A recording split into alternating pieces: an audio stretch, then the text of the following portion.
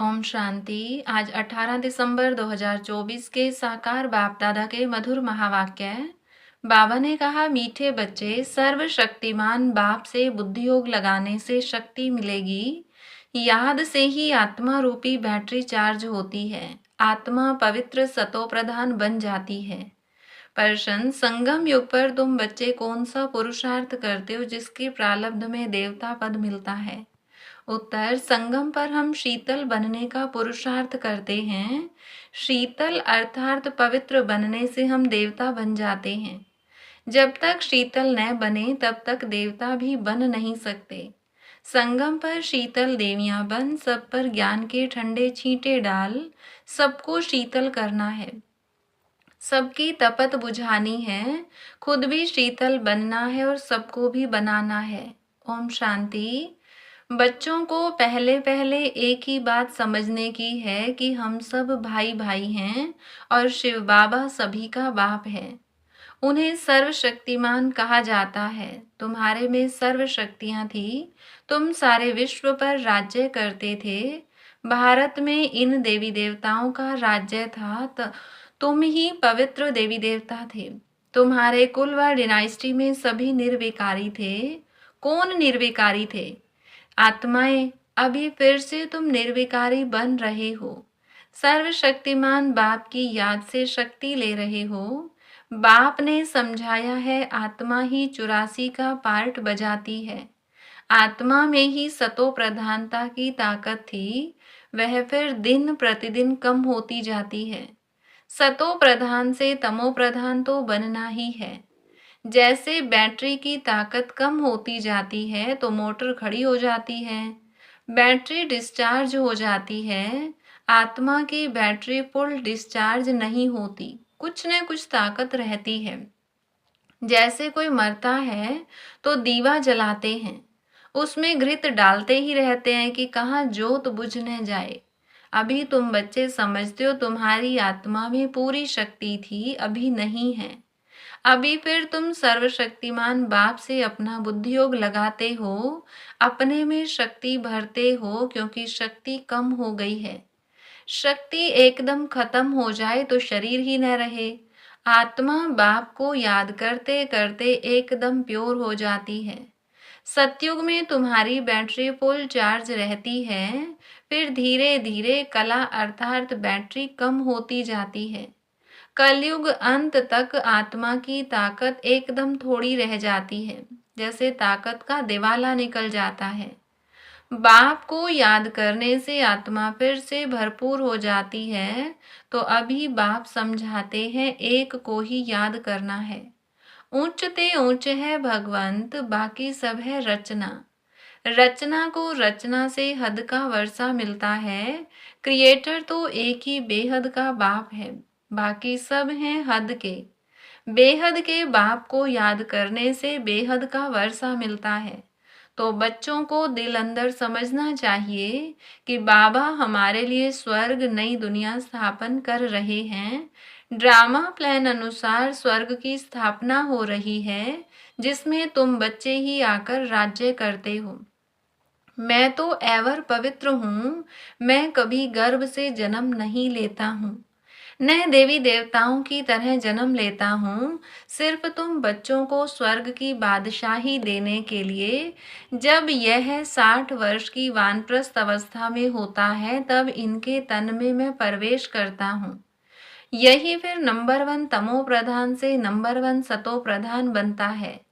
ऊंचते ऊंच है भगवान, फिर है ब्रह्मा विष्णु शंकर सूक्ष्म वतनवासी।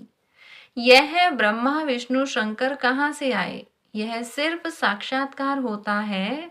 सूक्ष्म वतन बीज का है ना, जहाँ स्थूल शरीर है नहीं। सूक्ष्म शरीर सिर्फ दिव्य दृष्टि से देखा जाता है। ब्रह्मा तो है सफेद वस्त्रधारी, वह विष्णु है हीरे ज्वाहरों से सजा सजाया। फिर शंकर के गले में नाग आदि दिखाते हैं। ऐसे शंकर आदि कोई हो नहीं सकता। दिखाते हैं अमरनाथ पर शंकर ने पार्वती को अमर कथा सुनाई। अभी फिर सूक्ष्म वतन में तो मनुष्य सृष्टि है नहीं, तो कथा वहां कैसे सुनाएंगे? बाकी सूक्ष्म वतन का सिर्फ साक्षात्कार होता है, जो बिल्कुल पवित्र हो जाते हैं उनका साक्षात्कार होता है।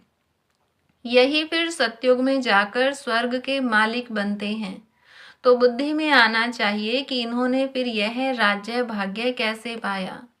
लड़ाई आदि तो कुछ होती नहीं, देवताएं हिंसा कैसे करेंगे। अभी तुम बाप को याद कर राजाई लेते हो, कोई माने व न माने। गीता में भी है, देह सहित देह के सब धर्मों को भूल मामेकम याद करो। बाप को तो देह ही नहीं है जिसमें ममत्व हो। बाप कहते हैं थोड़े समय के लिए इस शरीर का लोन लेता हूँ, नहीं तो मैं नॉलेज कैसे दूं। मैं इस झाड़ का चैतन्य बीज रूप हूँ, इस झाड़ की नॉलेज मेरे ही पास है। इस सृष्टि की आयु कितनी है, कैसे उत्पत्ति पालना विनाश होता है, मनुष्यों को कुछ पता नहीं है। वह पढ़ते हैं हद की पढ़ाई, बाप तो बेहद की पढ़ाई पढ़ाकर बच्चों को विश्व का मालिक बनाते हैं। भगवान कभी देहधारी मनुष्य को नहीं कहा जाता। इन्हों को मन ब्रह्मा विष्णु शंकर को भी अपनी सूक्ष्म देह है, इसीलिए इन्हें भी भगवान नहीं कहेंगे। यह शरीर तो इस दादा की आत्मा का तख्त है, अकाल तख्त है ना। अभी यह अकाल मूरत बाप का तख्त है। अमृतसर में भी अकाल तख्त है। बड़े बड़े जो होते हैं वहां अकाल तख्त पर जाकर बैठते हैं। अभी बाप समझाते हैं यह सब आत्माओं का अकाल तख्त है। आत्मा में ही अच्छे व बुरे संस्कार होते हैं। तब तो कहते हैं यह कर्मों का फल है। सब आत्माओं का बाप एक ही है। बाबा कोई शास्त्र आदि पढ़कर नहीं समझाते हैं, यह बातें भी शास्त्रों आदि में नहीं हैं। तब तो लोग चिढ़ते हैं, कहते हैं यह लोग शास्त्रों को नहीं मानते। साधु संत आदि गंगा में जाकर स्नान करते हैं तो क्या पावन बन गए? वापिस तो कोई जा नहीं सकते, सब पिछाड़ी में जाएंगे। जैसे मकड़ों का झुंड व मक्खियों का झुंड जाता है, मक्खियों में भी क्वीन होती है, उनके पिछाड़ी सभी जाते हैं। बाप भी जाएंगे तो उनके पिछाड़ी सब आत्माएं भी जाएंगी। मूल वतन में भी जैसे सभी आत्माओं का झुंड है, यहाँ फिर है सभी मनुष्यों का झुंड। तो यह झुंड भी एक दिन भागना है। बाप आकर सभी आत्माओं को ले जाते हैं। शिव की बारात गाई हुई है, बच्चे कहो व बच्चियां कहो। बाप आकर बच्चों को याद की यात्रा सिखलाते हैं। पवित्र बनने बिगर आत्मा घर वापस जा नहीं सकती। जब पवित्र बन जाएगी तो पहले शांति धाम में जाएंगी, फिर वहां से आहिस्ते आहिस्ते आते रहते हैं, वृद्धि होती रहती है। राजधानी बननी है ना, सभी इकट्ठे नहीं आते हैं। झाड़ आहिस्ते आहिस्ते वृद्धि को पाता है ना। पहले पहले आदि सनातन देवी देवता धर्म है जो बाप स्थापन करते हैं। ब्राह्मण भी पहले पहले वही बनते हैं जिन्हें देवता बनना है। प्रजापिता ब्रह्मा तो है ना, प्रजा में भी भाई बहन हो जाते हैं। ब्रह्मा कुमार कुमारियां तो यहाँ ढेर बनते हैं। जरूर निश्चय बुद्धि होंगे तब तो इतने ढेर मार्क्स लेते हैं। तुम्हारे में जो पक्के हैं वह वहां पहले आते हैं, कच्चे वाले पिछाड़ी में ही आएंगे। मूल वतन में सभी आत्माएं रहती हैं, फिर नीचे आती हैं तो वृद्धि होती जाती है। शरीर बिगर आत्मा कैसे पार्ट बजाएगी। यह पार्टधारियों की दुनिया है जो चारों युगों में फिरती रहती है। सतयुग में हम सो देवता थे, फिर क्षत्रिय वैश्य शूद्र बनते हैं। अभी यह है पुरुषोत्तम संगम युग। यह युग अभी ही बनता है जबकि बाप आते हैं। यह अभी बेहद की नॉलेज बेहद का बाप ही देते हैं। शिव बाबा को अपना शरीर का कोई नाम नहीं है। यह शरीर तो इस दादा का है। बाबा ने थोड़े समय के लिए ये लोन लिया है। बाप कहते हैं हमको तुमसे बात करने के लिए मुख तो चाहिए ना। मुख न हो तो बाप बच्चों से बात भी न कर सके। फिर बेहद की नॉलेज भी इस मुख से सुनाता हूँ, इसीलिए इसको गौमुख भी कहते हैं। पहाड़ों से पानी तो कहाँ भी निकल सकता है, फिर यहाँ गौमुख बना दिया है, उससे पानी आता है। उन्हें फिर गंगा जल समझ पीते हैं, उस पानी का फिर इतना महत्व रखते हैं। इस दुनिया में है सब झूठ, सच तो एक बाप ही सुनाते हैं। फिर वह झूठे मनुष्य इस बाप की नॉलेज को झूठ समझ लेते हैं। भारत में जब सतयुग था तो इसको सचखंड कहा जाता था। फिर भारत ही पुराना बनता है तो हर बात हर चीज झूठी होती है। कितना फर्क हो जाता है। बाप कहते हैं तुम हमारी कितनी ग्लानि करते हो, सर्वव्यापी कह कितना इंसल्ट किया है। शिव बाबा को बुलाते ही हैं कि इस पुरानी दुनिया से ले चलो। बाप कहते हैं मेरे सभी बच्चे काम चिता पर चढ़कर कंगाल बन गए हैं। बाप बच्चों को कहते हैं तुम तो स्वर्ग के मालिक थे ना। स्मृति आती है, बच्चों को ही समझाते हैं, सारी दुनिया को तो नहीं समझाएंगे। बच्चे ही बाप को समझते हैं, दुनिया इस बात को क्या जाने। सबसे बड़ा कांटा है काम का, नाम ही है पतित दुनिया। सतयुग है 100% पवित्र दुनिया। मनुष्य ही पवित्र देवताओं के आगे जाकर नमन करते हैं। भले बहुत भक्त हैं जो वेजिटेरियन हैं, परंतु ऐसे नहीं कि विकार में नहीं जाते हैं। ऐसे तो बहुत बाल ब्रह्मचारी भी रहते हैं, छोटेपन से भी कभी छीछी खाना आदि नहीं खाते हैं। सन्यासी भी कहते हैं निर्विकारी बनो, घर बार का सन्यास करते हैं, फिर दूसरे जन्म में भी किसी गृहस्थी के पास जन्म ले, फिर घर बार छोड़ जंगल में चले जाते हैं। परंतु क्या पतित से पावन बन सकते हैं? नहीं। पतित पावन बाप की श्रीमत बिगर कोई पतित से पावन बन नहीं सकते। भक्ति है उतरती कला का मार्ग, तो फिर पावन कैसे बनेंगे? पावन बने तो घर जावें, स्वर्ग में आ जाएं। सत्युगी देवी देवताएं कब घर बार छोड़ते हैं क्या? उन्हों का है हद का सन्यास, तुम्हारा है बेहद का सन्यास। सारी दुनिया मित्र संबंधी आदि सबका सन्यास। तुम्हारे लिए अभी स्वर्ग की स्थापना हो रही है। तुम्हारी बुद्धि स्वर्ग तरफ है, मनुष्य तो नरक में ही लटके पड़े हैं। तुम बच्चे फिर बाप की याद में लटके पड़े हो। तुमको शीतल देवियां बनाने के लिए ज्ञान चिता पर बिठाया जाता है।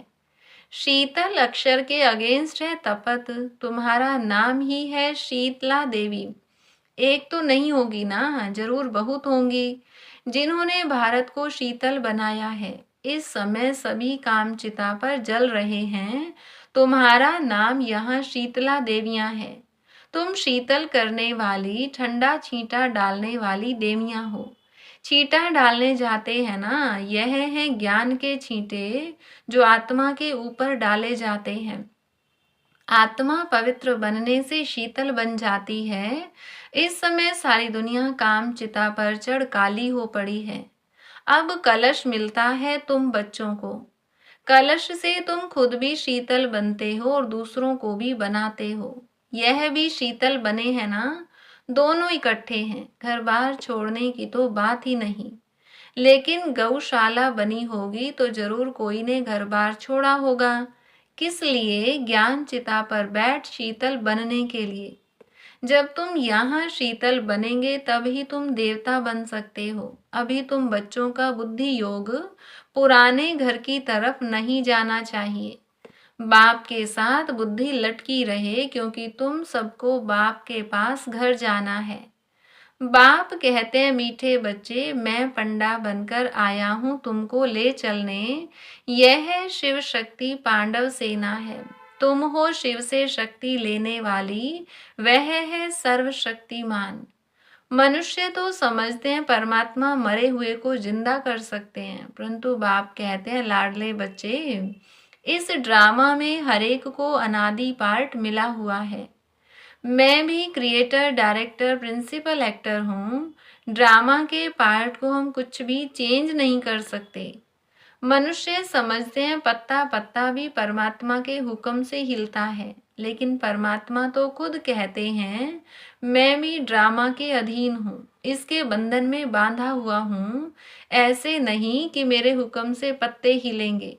सर्वव्यापी के ज्ञान ने भारतवासियों को बिल्कुल कंगाल बना दिया है। बाप के ज्ञान से भारत फिर सिरताज बनता है।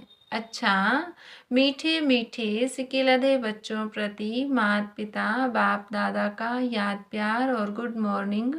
रूहानी बाप की रूहानी बच्चों को नमस्ते। रूहानी बच्चों की रूहानी बाप दादा को नमस्ते। धारणा के लिए मुख्य सार। पहली पॉइंट, सूर्यवंशी में पहले पहले आने के लिए निश्चय बुद्धि बन फुल मार्क्स लेनी है। पक्का ब्राह्मण बनना है। बेहद की नॉलेज स्मृति में रखनी है। दूसरी पॉइंट, ज्ञान चिता पर बैठ शीतल अर्थात पवित्र बनना है। ज्ञान और योग से काम की तपत समाप्त करनी है। बुद्धि योग सदैव बाप की तरफ लटका रहे। वरदान, ब्राह्मण जीवन में श्रेष्ठ स्थिति रूपी मेडल प्राप्त करने वाले बेगमपुर के बादशाह भव। आप सब अपनी स्वस्थिति अच्छे से अच्छी बनाने के लिए ही ब्राह्मण बने हो। ब्राह्मण जीवन में श्रेष्ठ स्थिति ही आपकी प्रॉपर्टी है। यही ब्राह्मण जीवन का मेडल है। जो यह मेडल प्राप्त कर लेते हैं वह सदा अचल अडोल एकरस स्थिति में रहते, सदा निश्चिंत बेगमपुर के बादशाह बन जाते हैं।